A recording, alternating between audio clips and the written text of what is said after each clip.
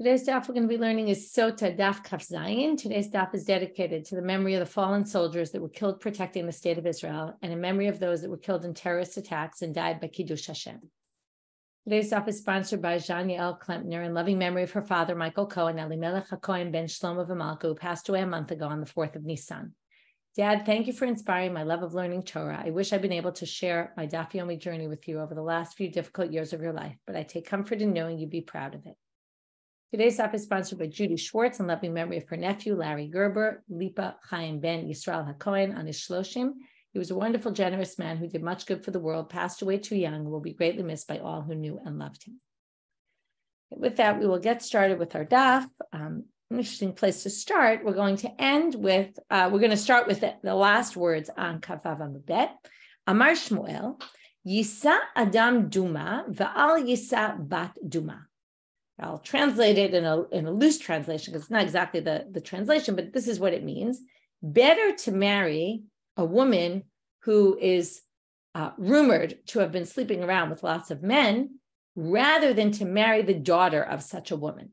Okay, I say I'm loosely translating because the words Yisa sounds like you should marry. Now, it obviously doesn't mean you should marry a woman who's been sleeping around with other men, but don't marry her daughter. It means if you're going to pick the lesser of two evils, the lesser of two evils is actually to marry the prostitute and not her daughter. Okay, what's the issue? We'll see right now. Because the one who's been rumored, again, she's rumored to have been sleeping around. It seems like it's not 100% clear, but kind of everybody knows the word on the street is. Well, she at least came from a kosher drop, meaning she was conceived with everything was fine. It was her that turned kind of bad, but the daughter was born from, who knows who her father is, right? She could be a mamzeret for all we know. We have no idea. This woman was presumably a married woman, but she was sleeping around with other men. Rabbi Yochanan says the exact opposite. Yisadam batuma val yisaduma, better to marry the daughter than to marry a woman who's rumored to have been sleeping around. Because the daughter, we don't know that she's done any wrongdoing, so we assume she's actually been doing good, she's fine, she's kshera. But the mother already has a chazaka, meaning we know that things have not, that she's been sleeping around with other people, and therefore, obviously, this woman we know to be involved in wrongdoing, and this woman we don't really know to be involved in any wrongdoing. So let's presume that she's a better person to marry than the mother. Well, the Gemara brings a contradictory source for Rabbi Yochanan. Meitive, Nose Adam Duma. A man should marry a woman who's rumored to have been involved in licentious behavior. Well, I'm a Rava. Rava said, which seems to be, yes, marry her, but don't marry the daughter, or at least, right? In other words, you can marry her, and Rabbi Yochanan says you shouldn't marry the mother. So Amar Rava says, this whole source doesn't make any sense because this, if you take this braita literally, the way it reads, it says a man should marry a prostitute, or, however we call her. Obviously, it doesn't mean ideally, right? So therefore, ela imnasa. So what Rava's theory is like, what it must mean is, if you married her, you don't have to divorce her. Tenei nami batuma. Now, his theory is the following. If that's the case, that we're already changing it, and it doesn't read nose adam, but imnasa, if he married, then let's just change duma to bat duma, okay? And this is again, we talked about this just the other day. The Amoraim saw themselves as having flexibility in correcting text of Mishna. So basically he's saying once we're making a correction, and the theory is if we're already correcting it in some way, we could correct it even more. So basically I'm going to correct it to match what Rabbi Yochanan said, which is what it means is if you married daughter of a woman having been rumored to have been sleeping around, well, you don't have to get divorced from her. And in fact, the hilchata, what is the halacha? Yisa adam bat duma va'al yisa duma, like you probably would have thought. Better to marry her daughter than to marry the woman herself. Ditani Rav Tachlifa bar marava kamed Rabbi Abau. Now, before we even read this next line, I just want to go back and say, 1 minute. Didn't we say there's a concern about it being about her being a mamzeret, right? Don't we have to worry if you marry the daughter of a woman who was sleeping around with all sorts of other men, maybe this child was born from a different man while she was married to her husband. And that's obviously forbidden. So why don't we have to worry about it? So now they explain. The Tani Rav Tachlif Bar Ma'arava came to Rabbi Yehoshua. Rav Tachlif Bar Ma'arava brought a braita in front of Rabbi Yehoshua that says, Isha mizaneh, a woman who's involved in prostitution, right? She's married to someone who sleeps with other men. Banei ksherim, her sons or daughters are kosher, meaning they're not considered mamzerim. Why is that? Rov be'ilot achar habal. We assume that the majority of the engaging in sexual relations of this woman are with her husband. We can make an assumption. In Jewish law, we often follow the majority. So we can assume this woman is probably more with her husband than she is with other men. And therefore, chances are, right, we can go by rov, the majority of, the chances are that the children born to this woman are presumably cheskat kshira. So now, by Rav Amram. Rav Amram asked the classic what-if question. What if she was a woman who really slept around? Okay, we're not talking here once in a while, but she's all the time with other men. Then there's a much higher likelihood that the child is from someone else, and maybe you can't follow rov in that case. So the answer is going to be very interesting. The Gemara is going to say, it makes a certain assumption, which one could really question, but aliba demanda amal. Okay, there's an interesting machloket in Nida, which is, when is a woman more likely to conceive? Is it after she comes back from the mikvah, which is generally what we say, right? Most women, the time of conception is, X amount of days after her period, which comes out often around the time of the mikvah. Or is it right before she's supposed to get her next period, the end of her cycle? So now we're going to split the question and say the question is asked only according to one option and not the other, depending on which option you go by. Aliba demanda amar, according to the one who says, that a woman only really gets pregnant right before she's about to get her expected period. Lo tibayla. We're not going to even ask the question. Because why? Well, what's the issue here? What does this have to do with what time of the month she's going to get pregnant? And how does that affect if she's prutzabi yotel, if she's all the time sleeping with other men? Do we presume that the child is the husband's, or do we presume it's a mamzer? So, de lo yadaba velo minater. There's an assumption. Let's start with the minater. Minater means he watches over. The assumption is, interesting assumption, that if a man is married to a woman who's been sleeping around with lots of other men, he'll make sure, or maybe he will, that he will try to ensure that when it's the time that she's supposed to get pregnant, she won't be with other men. Okay? Now, assuming this woman is a little bit uncontrollable and that's why she's with all these other men, it's hard to imagine that he really could control her. And that's going to be part of the question here of Rav Amram. But right now, they're going to say the following. The only saving grace we have for this woman who's prutzabi yotel is if we think that the husband can prevent her from sleeping with other men when she's supposed to conceive. What's the issue? If it's samuch levesta, when she's expected to get her period, the assumption is the husband has no idea when that is. Now, if a woman has a regular cycle, theoretically, you could be smart enough to figure it out. Okay, if you thought before they thought the women weren't smart, this would seem to say the man's not so put together in this way. But assuming that maybe she's irregular, and maybe he doesn't know, maybe she doesn't even know when she's expected to get it, well, then he can't prevent her from being with other men then because he doesn't even know when that's going to be. But kiti baila, the question that Rav Amram asked if she's prutzabi yotel is a liba demanda amar eni isha metaberet ela samuch litfilat tamai. But if you assume that right after she goes to the mikveh is when the time that she's most likely, then here comes the question of Rav Amram. When he wants to know, can we assume it's from the husband or not, even if she is sleeping with a lot of other men, do we say, now we go back to what we said before, since he knows she's going to conceive then, maybe he makes some crazy effort that, at least he can try to say to her, listen, you want to cheat on me, do what you want, but not now, because now you can conceive and we don't want to have children that are mamzer. Or if this woman is really sleeping around and maybe he has no control over her, maybe, right, or maybe he doesn't care anymore, okay, and therefore, maybe not, right, maybe we should worry about this girl and maybe this daughter. In this case, would specifically, we can't go after rov bilo to har habal, and therefore not, right? Therefore, you would have an issue marrying someone like this. And the answer is teku. We don't have an answer.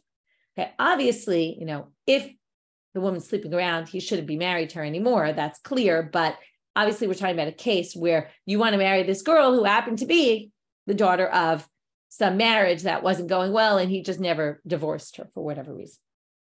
Okay, next section. That was an interesting digression in terms of, who better to marry, a prostitute or her daughter.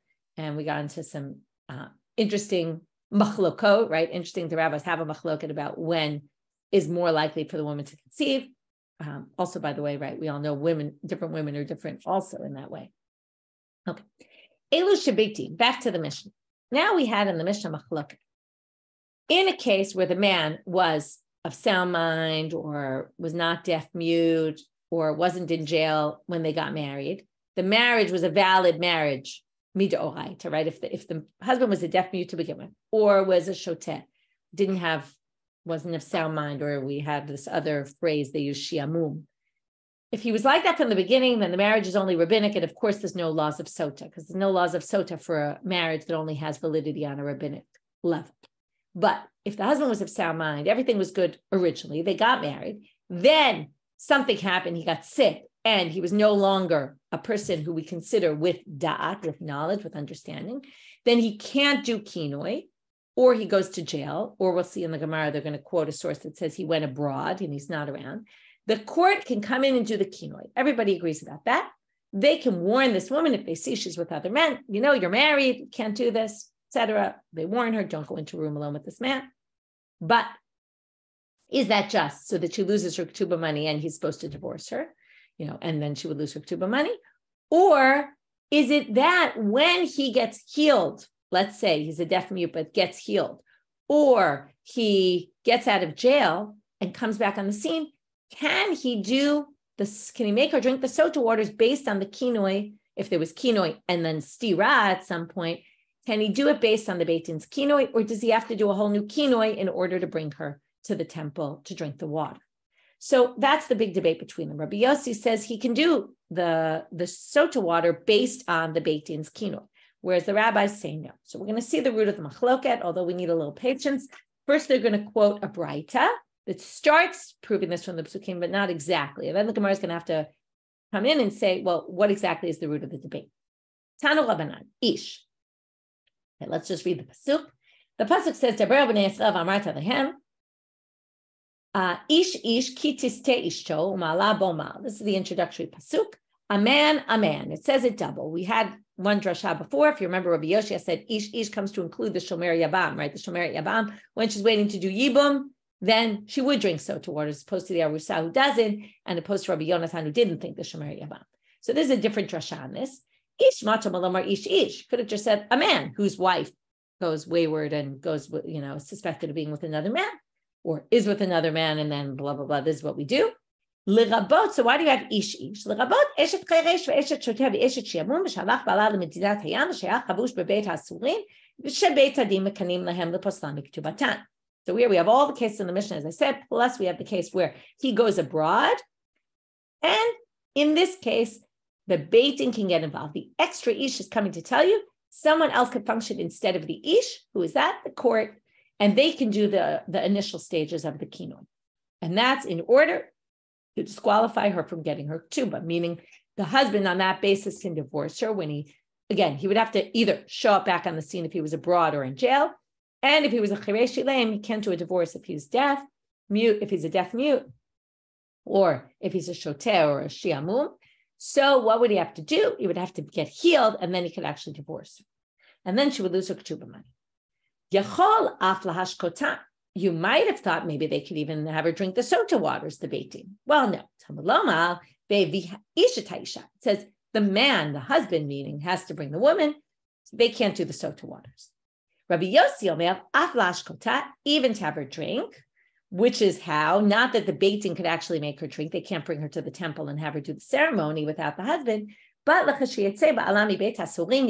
again, based on the kinui that the Beit Din did, he can then, when he comes back on the scene, when he's healthy again, he can then make her drink the waters based on the kinui. that the court did, and then obviously witnesses that she was in a room alone with this man. But this didn't exactly show where the root of the machloket is. It just explained it and showed a little bit of a context of the psukim, but didn't really show why they disagree about this one point. So the Gemara asked, "B'mai kamiflage?" Because this was a quote from a braita, a typical midrash halacha, where again we're deriving the halacha from the text, but it's missing some of the main points. So b'mai kamiflage? What's the root of the machloket? Why did the rabbis think? It didn't really say why it showed why the rabbis hold that the Beit Din can do the kinui, but it didn't show why they can't do kinui, that the husband could make her drink the water based on that. So the answer, Rabbanan savre be'inan vikine vehevi. You have to look at the psukim.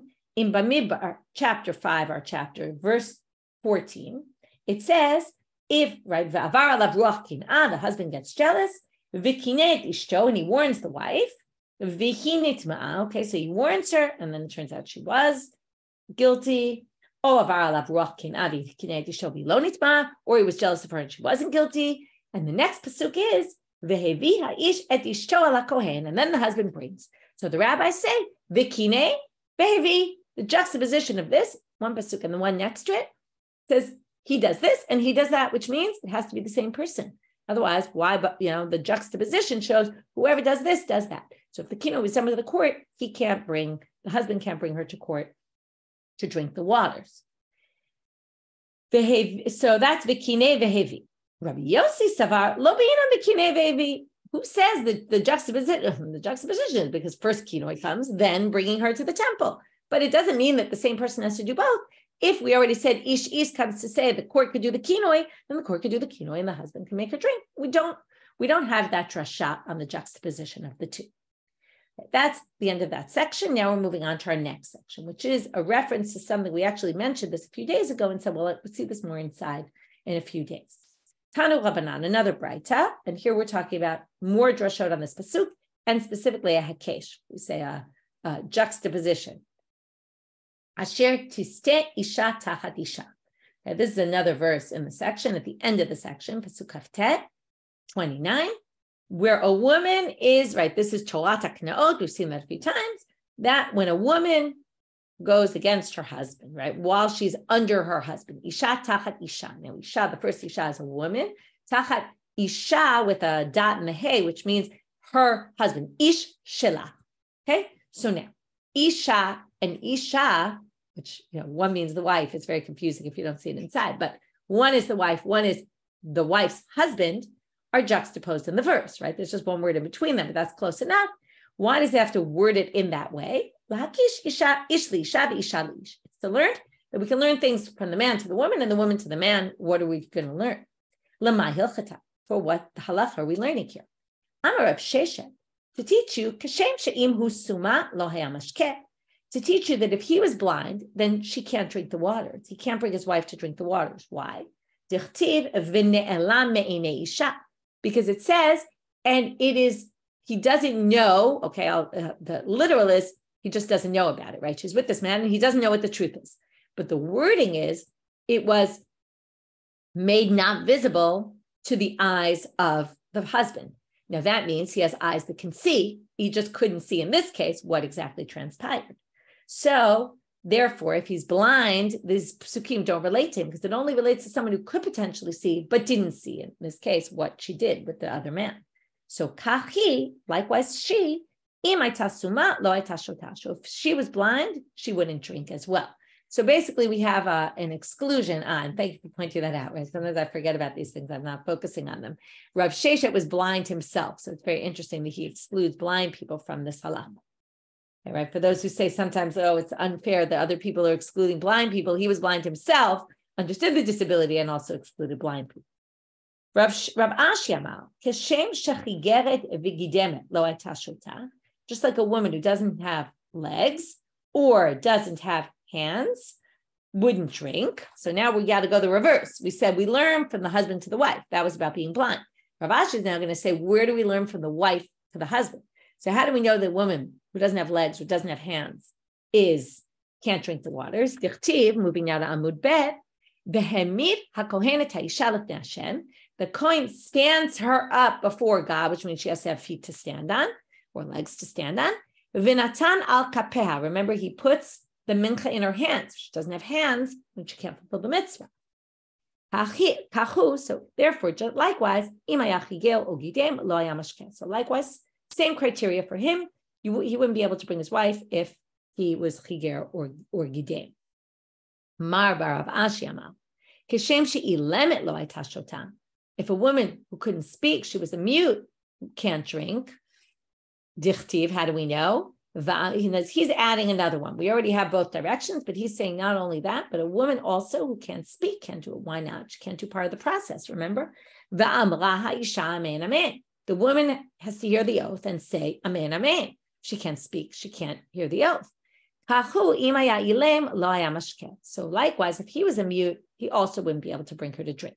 So these are all sorts of exceptions that we learn from one to the other. And how do we get the original one? Because out of words describing the process, which would then exclude anyone who can't be part of the process because there's some sort of disability here. With that, Hadran ala Harusa, we finish the 4th chapter, moving on to the 5th. The 5th chapter starts out with a really interesting issue, which is, until now, we've been talking about the woman. And it's pretty unfair because they seem to only be accusing the woman who slept with this other man. But what about the man? Doesn't he get punished in some way, right? If it's clear that they're guilty and there's witnesses, then he gets killed. But in this case, there's a doubt. We don't know. The Torah only describes what happens to the woman, never describes that there's a process that the man has to go through. The one who slept with her, who cheated, the no'eh, the adulterer, what about him? Okay, well, the rabbis didn't want to leave that one alone and didn't want to say, we're just upset about the women, and that's the way the Torah seems to be. But the rabbis came up with some other interesting explanation, which you might be surprised at.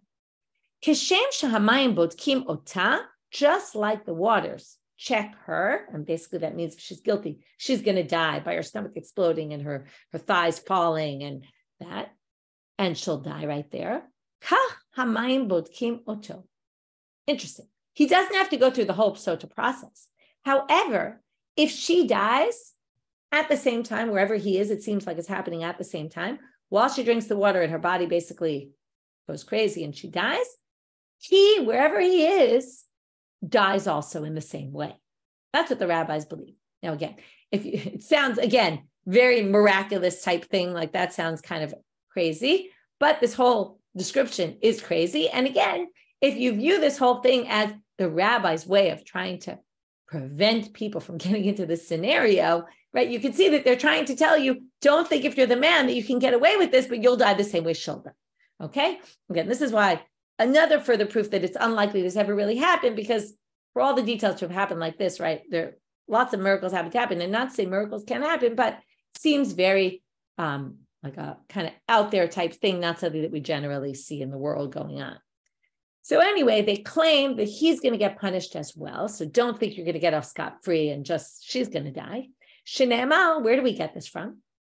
Well, you might remember when we talked about the punishment that's going to happen to her, and we talked about the order of when things happen, and it described it a few times, what's going to happen to her body, and sometimes it had the reverse order, and it said it a few times. So it says a few times the words Uvav hamayim hamarim ha'ele b'me'ayich. It says it in Pasuk Kaf 22. It says it in Pasuk 24 that then they make her drink, and Ba'u b'hamayim hamarim. So it says twice that the waters are going to come into her. Why does it say it twice? It only happens once. Oh, it must be the waters come into her and the waters come into him. Now, he's not drinking the water, but the results of what happens from drinking the water, it's as if she drinks for both of them. And that's why it said twice. Again, world of drashot, you can do this kind of thing. So now, in addition, once you have the kinui, he warns her, and then she goes into the room alone with the man, and then he goes to bring her to the temple. Well, as soon as there's witnesses, she was in the room alone with the man. If you remember, she becomes forbidden to her husband. That's why we give them 2 Talmidei Chachamim to take them, to go with them on the way, to make sure he doesn't engage in relations with her because it's forbidden at that point. Well, guess what? It's not only that she's forbidden to her husband at that point, she's also forbidden to the man that she was suspected of being with. Because in general, when a woman actually does commit adultery, she's forbidden to her husband forever and to the adulterer forever. So likewise here, Where do we get this from? Because even though she hasn't been convicted yet, we don't know for sure, but she's already going to be forbidden to him. Shenema nitma'a v'nitma'a divrei Rabbi Akiva. This is not exactly clear, but the Gemara later is going to explain. He's darshaning one word, even though it looks like he's darshaning two. The word in pasuk kaftet, okay, which we just saw, zot Torah taknot asher tisteh isha tachad isha. We just had the isha and the isha. The last word there is v'nitma'a, and she becomes impure. So they learn from here, what does it mean to become impure? Well, they say she's forbidden to her husband. But because it says, and she became impure, even though it's a little hard to read this pasuk without the word vav, but Rabbi Akiva liked to darshan every vav and et and all that. So the vav comes to say that there's really two things going on here. There's nitma'a and there's nitma'a second time. And that teaches you that she's forbidden to her husband and to the person the adulterer. Amar Rabbi Yehoshua. Now Rabbi Yehoshua comes in. Now remember this Rabbi Akiva, Rabbi Yehoshua. We're going to see a bunch of this later today. Amar Rabbi Yehoshua. Kach haya doresh Zechariah ben Akatzav. This is what Zechariah ben Akatzav would say. The Rebbe Omer, Shnei pa'amim ha'amurim beparasha, nitma'a v'nitma'a, echad labal ve'echad laboel. The assumption here is that he's basically disagreeing and saying there's a different drashot. And he quotes it in the name of Zechariah ben Akatzav, quotes in the name of Rebbe, that it's not from the word vinitma'a that has the vav and the nitma'a. No, it's from the fact that the word nitma'a appears twice in the section, right? The whole section now. It actually appears a lot more than twice. Some people say, well, the other ones are used for other drashot, but there's two left to use for this. And the double language of using nitma'a more than once comes to teach you, once for her husband, once for the adulterer. So he doesn't disagree. He disagrees with how to darshan. And from here, we're going to get off on a total tangent. We're going to have four other halachot in this Mishnah. Okay, it's a whole bunch of Mishnayot here, but they're put together in the Gemara as one long Mishnah about bo bayom darash so-and-so. Okay, what is bo bayom? Bo bayom, you might remember a very famous story from Brachot Kaf Zayin, where Rabbi Yehoshua and Rabban Gamliel are having a debate about is tfilat arvit obligatory or just an optional.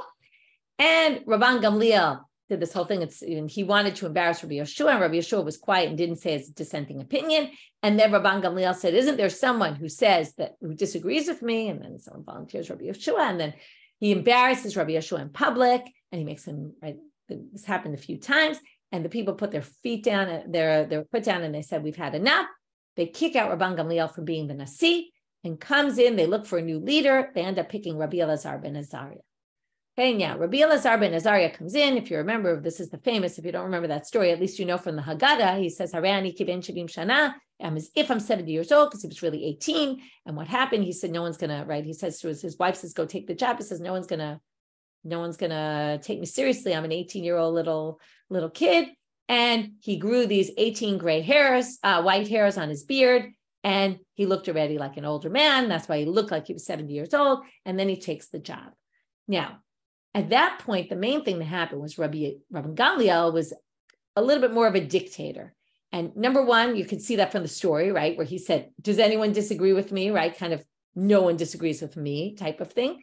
And he only let in certain people to the Beit Midrash. They had to be toho kibolo, their insides like their outsides. And right, that's obviously hard to figure out who is and who isn't, but he was very strict about who would come into the Beit Midrash. And as soon as Rabbi Elazar ben Azariah took over, there was a whole shift in the way things were done. And he opened the doors of the Beit Midrash. Tons of students came in. There's different versions of the story. How many? Was it thousands, hundreds? Whole debate. I don't remember all the different numbers, but I remember there's big different versions of the story about how exaggerated, we get. But there was a whole shift. And many times in the Mishnah, they say on that day, because on that day, all sorts of things were learned, because as soon as you let people in and you take it out of being a dictatorship type of learning, but everyone has something to say, well, then everyone's going to have something to say, and there's going to be a lot more Torah learned. And that's what happened on that day. So usually most people think that Bo Bayom is that day where Rabbi Elazar ben Azariah took over. And if you remember, in the end, they bring Rabban Gamliel back, but we'll talk about that. That's not important to our story. But the point is that now there were all these drashot said on that day, and some of them are debates. So now we're going to quote 4 other cases of debates that happened bo bayom. Now, why did this come up here? Good question. Some people say that the first drashah, because we're going to get totally off topic, Some people say that the first drasha about Rabbi Akiva and Rabbi Yehoshua, about the Vav, or is it not the Vav, happened also bo bayom. It just didn't say so. And then they just continue to say on the same day that was done and all that. And maybe that's what they mean. Or just because we have a drasha of Rabbi Akiva and Rabbi Yehoshua, we're going to see some other things about Rabbi Yehoshua and Rabbi Akiva, and some of them are not going to even relate to Rabbi Akiva. The first three are Rabbi Akiva. The fourth one is Rabbi Yehoshua ben Horkanus, not to be confused with Rabbi Yehoshua. Rabbi Yehoshua that we've been talking about is Rabbi Yehoshua ben Hanania, but Rabbi Yehoshua does respond at the end of that. So each of them have either Rabbi Akiva or Rabbi Yehoshua in the somewhere in it. So some will be machlokot and some won't exactly be machlokot. You'll see. Bo bayom darash Rabbi Akiva. On that day, Rabbi Akiva darshed. Ukli cheres. We're now talking about laws of impurity. Kli cheres. Asher yipol mehem el tocho kol asher b'tocho yitma. Simple reading. You have an earthenware vessel that a sheretz, we're talking about one of the creepy crawlers that are dead, falls into the airspace of the kli cheres, even if it doesn't touch the sides. That kli cheres, earthenware vessel, let's assume one of the examples they bring is it's an oven made of earthenware, of cheres. So that earthenware oven is impure just by their being in the airspace. And now it says, now what happens? The sheretz is called an avatuma. Everything passes down to the next degree. That makes the earthenware vessel, okay, if you remember, an avatuma can make people, utensils, food, drink, tameh. So it made the oven, which is a vessel, tameh, rishon l'tuma, first degree impurity. First degree impurity can pass on only to foods and drinks, second degree impurity, not to another vessel. So now, anything that falls, mehem, that's from the sheretz, to the inside of this vessel, if there's bread, let's say, in the oven, what will happen to that bread? It will become a second degree impurity because the sheretz in the airspace of this vessel makes the vessel a rishon. The rishon is touching the sheni, the food, which turns it into a sheni. Generally, that's where it ends. In halacha, and I'm going to differentiate between halacha and this drasha, which is not going to be like halacha. In halacha, that's the end game, sheni l'tuma. But if it's truma or kodshim, truma, which is what the kohen eat, has a higher level sanctity. If, let's say, that bread touches another loaf of bread, if that bread was truma, it will become a shlishi. Or if it was sacrificial meat, it'll be a shlishi. When it comes to truma, that's the end game.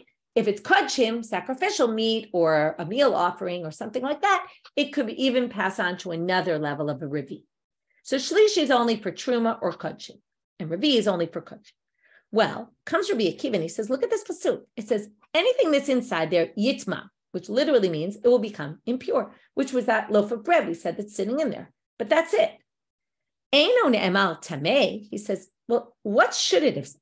It should have said anything inside that oven or whatever vessel it is, tameh is impure. Why did it say yitma will become tameh? And yitma, you can read that if you change the vowels as yitameh. It can pass on impurity. Okay, this is where we have like a kriyuch tiv. It's written one way. The truth is this isn't even written. This isn't even a change in how it's written. It's a change in the punctuation. So the punctuation, according to our tradition, is yitma. It will become impure. But the drasha, he says, is it also could be understood, the fact that it used yitma instead of tameh, says that it also could be understood as yitameh. It can pass on impurity to a shlishi, even though we said you can't. Well, he says you can, the tameh acherim. And limera kikar shenisha mitameat shlishi. There is such a thing as shlishi l'tuma. Okay, we don't hold like this, but he claims that a loaf of bread that touches a loaf of bread that's a sheni could become a shlishi l'tuma, would be impure. Okay, we hold it's only true for truma and kodshim, but he's saying for everything. Amar Rabbi Yehoshua. Rabbi Yeshua's response to him is the following: Me, and we're going to see this twice today. This phrase, Mi gala fal me'enecha Rabban Yochanan ben Zakkai. He goes back to his teacher and he says, wow, I wish we could reveal the dust from over your eyes, the soil from over your eyes, because you're buried now and you're dead. Some people say this means like it's a reference to tchiyat metim, like to the resurrection of the dead. Because I wish you could come back to life and hear this. Shayi told me because you were worried. You used to say the following: Ati dor acher l'taher kikar shlishi. You were worried that people were going to say that kikar shlishi is not impure. Okay, no, it happens not to be impure. Okay, but he believed, like Rabbi Akiva, that it was impure. The impurity passes to the shlishi. And why were you so worried about it? because there's no Torah source to show that it's impure. So you were worried that people were going to later say, there's no such thing as a shlishi in regular foods. Now there isn't, but he thought there was. And too bad, you were worried about it all your life. And here, if you were still alive, Shalo Rabbi Akiva Talmidcha, Rabbi Akiva, your student, maybe lo mikam Torah. He brought a source from the Torah, Shu Tameh. You would have been so happy to see this. Sorry that you're not allowed to see this. Shene'amal kol asher b'tocho yitma. As Rabbi Akiva darshans, everything that's in it will become impure again, which really could be read as yitameh, will pass on impurity. Next drashot. Before we read this drashot, let's read the psukim. These are psukim in Bamidbar Lamed Hey, where it talks about the city, the Levite cities. It's in the context of the refuge cities, because the refuge cities were Levite cities. And then it talks about some laws about the Levite cities, and it says, we're in Lamed Hey, Pasuk Daled. Umigrashei ha'arim asher tignu leLevim, the areas around the cities. Okay, it's a little hard to define what a migrash means. We're going to talk about this. Tignu leLevim mikir ha'ir v'chutza elef ha'masavi. Basically, measure around the city 1,000 cubits. Basically, that space is for the use of the Levite. Okay, for the use, we don't know yet. No, there's possible uses of just having the city look nice because there's dead space around the city. Also, outside the city, they would put their fields, their vineyards. So also perhaps for that, you get 1,000 cubits. But the next pasuk throws us off because the next pasuk says, "Umadota michutz la'ir." You measure outside the city. At pe'at kedma alpayim bama, pe'at negev alpayim bama. This is basically saying in all directions 2,000 cubits. At pe'at yam alpayim bama, at pe'at safon alpayim bama. Those are the 4 directions. Measure 2,000 cubits around for what? V'ha'ir b'tavach zeh yeh lahem migrashei ha'arim. That will be for the migrashei ha'arim. Wait, didn't we just say the migrashim are 1,000? Now we say the migrashim are 2,000. What is this talking about? So again, we're going to have drashot on this, and we're going to have here a machlok. Bo bayom darash Rabbi Akiva umadot michutz la'ir pe'at kedma alpayim bama. One pasuk it says 2,000 cubits. The other one says 1,000 cubits. Right? He uses the second pasuk first. You can't say 1,000 because it says 2,000. You can't say 2,000 because that pasuk says 1,000. So what is it? How does this work? It says 1,000 cubits is the migrash. That's for the use of the Levites outside their city, which seems like to be for everything. And alpayim tchum Shabbat. Why are they measuring the 2,000 in the second pasuk? Has nothing to do with this. It's to say, and it's teaching not just about the Levite cities, every city has 2,000 cubits around. That's your space where you can go on Shabbat. And if you remember, you might remember this, you might not, but maybe I'll refresh your memory. When we learned about everyone, there was a machloket. And Rabbi Akiva says, tchumin is midoraita. And not everybody says, alpayim tchum Shabbat is midoraita. Okay, some people say no tchum Shabbat midoraita, or it's 12 meal, it's not 2,000 cubits. Anyway, the point is, this is where Rabbi Akiva learns it from. He says that 2,000 amah has nothing to do with the Levites. How do you read the pasuk then? It says at the end of that pasuk of the 2,000 amah, this will be the migrashei ha'arim. So we say that, the end of that pasuk goes back to the previous pasuk. It's kind of like summarizing it. And the 1,000 was for the city, for the use of the Levites. And the 2,000 is tchum Shabbat. Okay, we're outside the city. You have 2,000 cubits to walk on Shabbat. You can't walk beyond that on Shabbat. Now comes the dissenting opinion. Rabbi Eliezer, Rabbi Yosi Aglili Omer, Elef Amamigash, Apayim Amas Sadot Ukhamim. There's 2 types of uses here. There's the first 1,000 is used for just to have like some dead space around the city so the city looks nice, that you don't have things kind of on top of it as you walk into the city. And the next, and here there's a debate, the next 2,000 or the next 1,000? Is the 2,000, is the first 1,000 included in the 2,000? Or is it an additional 2,000? There's machloket about this. But whether it's another 1,000 or another 2,000 after the dead space, that's used for the fields and the vineyards. Okay, so that's the way he understands it, which all has to do with the Levim. And then he would say, right, Tchum Shabbat doesn't come from here because it's not from the Torah. Next, drasha. Bo bayom darash Rabbi Akiva. Az yashir Moshe u'vnei Yisrael et hashira hazot laHashem. After they crossed the Red Sea, Kriyat Yam Suf, it says Moshe sang, and Bnei Israel, they sang this song, Vayomru lemor. And then they said to say. That seems very redundant.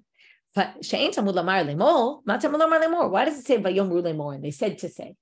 Already says they sang. Why are you adding extra? Milamed shayu Yisrael onim shira acharav shel Moshe al kol davar v'davar kekorim et ha'halel. They use an example from their daily life, or not daily, but right from time to time, we'll say Halal tomorrow on Yom HaAtzmaut. How do we say Hallel?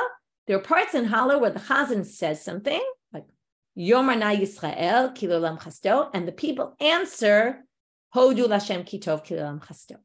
So that's a kind of song where somebody sings something and we sing the refrain. So that's how it happened in the Yam. That's why it says Vayomru lemor. It means they responded with something else, meaning every time Moshe said more of the Shirah, they would answer Ashira Lashem ki ga'oga. Okay, and that's what it means Vayomru lemor Ashira Lashem ki ga'oga. That would be what they would answer. That was the refrain. That's why it says L'chach ne'amar lemor. Rabbi Nehemiah disagrees. He says it's an interesting machloket because it's a machloket about what happened then. You know, it's not like it has ramifications for us. But Rabbi Nehemiah says Kikorin et Shema v'lo kikorin et Hallel. No, it wasn't the way they read Hallel. It's the way they read Shema. How do they read Shema? The Chazan starts, and then everybody says all the words. So Moshe said the words. They repeated them after Moshe. They said it, or they said it with him. Okay, so they said all the words. It's not like they just said the refrain. Next drashah, last one for today. Bo bayom darash Rabbi Yehoshua ben Horkanus. Again, as I said, not the same Rabbi Yehoshua. The other Rabbi Yehoshua is Rabbi Yehoshua ben Chananya. Rabbi Yehoshua ben Horkanus says, okay, now notice the first three were Rabbi Akiva started with. Now we're moving away from Rabbi Akiva, we're Rabbi Yehoshua ben Horkanus. Lo avad Iyov et HaKadosh Baruch Hu ela me'ahava. Iyov worshiped God out of love. How do we know this? Shene'emar, hen yiktaleni lo ayachel. It says, even if God were to kill me, I will still wait for him. Okay, beseech him. So lo is spelled with a vav, and it's to him I will, right? I will wait. Even though it says it though, it's still not clear. Lo ani mitzapeh, oh any mitzapeh. Now the word lo could be written with an aleph, which means no, I will not wait. Now you can read that pasuk as, were God to kill me, I would not wait. If he were to kill me, right, I'm done. I don't believe in God anymore. So how do we read it? Lo with a vav or lo with an aleph? Now it's a little bit strange, and the Gemara is going to ask, what do you mean? It says it with a vav. Why would you think it's with an aleph? Anyway, we'll get there when we get there. Now they say Talmud Lamal. Well, there's a pasuk that makes it clear, because in a different pasuk in Iyov it says Ad egva, until I die, lo asir tumati mimenu. I will always go with God. Okay, I'll be tamimi yem Hashem, right? I will always be straight with God, meaning melamed me'avasa. Clearly, he did it out of love of God, and he meant, I will, you could kill me and I'll still be with you. Amar Rabbi Yehoshua. Here comes Rabbi Yehoshua, the other Rabbi Yehoshua. And you're going to see why we brought this up here. Again, the same type of phraseology, but here used differently. I wish I could reveal the dust off your body. Because here in this case, it would be to prove you wrong. Okay. There was also a little to prove him wrong because he said there was no pasuk in the Torah, but at least it was along the same lines halachically. This isn't halachic, but he says, you used to say all the days of your life, Shelo avad Iyov et hamakom ela miyira. Iyov worshiped God just out of fear, which we're going to see later in the Gemara. What's the difference between out of love and out of fear? And this is like a whole big issue that people always talk about. Anyway, he says he did it out of fear. How do we know? Shneimar ish tam v'yashal yirei Elohim b'sar me'ara. He was someone who was complete with God, but he was fear of God and would stay away from bad. But because he was in fear of God, it says, so clearly he worshiped God out of fear. But hello, and I would say to you, if you were here and I could take the dust off of you, hello, Yoshua, talmid talmidcha, limed me'avasa. But Yoshua, your student, taught, this is Yoshua ben Horkanus, taught that he did it out of love. And I wish I could tell you that, you were wrong about it. Okay, with that, we will end for today. I'll do a quick summary of our daf. We started with better to marry a prostitute or the daughter of a prostitute. Then we move to when the beitin does the kinui, and what's the root of the machloket? Can the husband do when he comes back later, can he bring the woman to drink based on the kinui of the beitin, or no, is it just exclusively for the ketubah? And where do they each get their opinions from? Then we did this isha tachad isha and compared what do we learn from the woman to the man and the man to the woman in terms of all sorts of cases where you can't bring her to drink the Sotah waters. Then we started our next parak with saying, don't think the man gets off scot-free. He's, number one, he'll die like she does. Number two, she's forbidden to him just like she's forbidden to her husband. And then we darshan that second halacha from, there was a debate between Rabbi Akiva and Rabbi Yehoshua about how to darshan, Rabbi Yehoshua, who quoted in the name of someone else, about how to darshan it. Then we started with all these other drashot. Number one, about tumah, passing on impurity to a shlishi, which we don't actually hold by, but we saw a drasha about that. Then we had the arei Levite is Tchum Shabbat, which many disagree with Rabbi Akiva. Is Tchum Shabbat from Torah law or not? And what are these areas outside the arei Levite? How did the Jews sing and when the splitting of the Red Sea? Was it they just said the chorus, or was it that they said all the words? And then this last thing about, did Iyov worship God out of love or out of fear? That will finish today's daf. For those who are on Zoom tomorrow, I'll be starting 5 minutes earlier at 7:10, not at 7:15. Just one time because of Yom Ha'atzmaut. Wishing everyone a meaningful day, and for tonight, Yom Ha'atzmaut Sameach.